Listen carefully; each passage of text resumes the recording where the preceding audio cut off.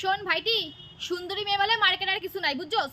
আর যা আছে সবই ফিল্টার, এফেক্টস আর ওই কিছুটা মেকআপ। তোর আশেপাশের বাড়ির সাইডে যেগুলো পাওয়া যায় ফোনের মধ্যেও সেগুলো পাওয়া যায়। ফোনে কোনো মেয়েকে দেখে না পাগলামি করিস না। বড় কথা হচ্ছে রিলস করা মেয়েকে যে ফোনে অ্যাডিক্টেড, সেরকম কোনো মেয়েকে তো একদমই ভাই বিয়ে করিস না। কারণ বিয়ের পরে ওই থালা বাসন তোকেই মাজতে থাকে, ও সবসময় রিল বানিয়ে যাবে। সংসার ধর্ম তো বালাই নাই, বুঝতে পারছিস। মেয়েরা এমনি গোল্ড ডিগার হয়, মেয়েরা চিটার হয়, এরা বিয়ের পরে খোরপোশ নেয়, প্রেম করার সময় বাবু এইটা দাও ওইটা দাও সেটা দাও, অনেক কিছু। মেয়েদের হাই ডিমান্ড ভাই, বেঁচে থাক।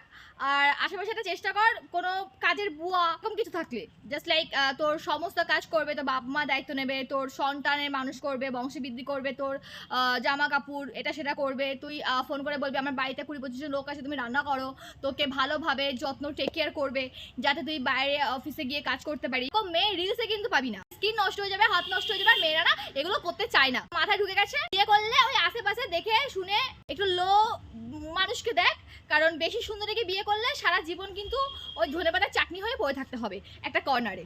ওকে, মেইন ডিশ কখনো তুমি হতে পারবে না, বুঝে গেছো? চলো কাটো।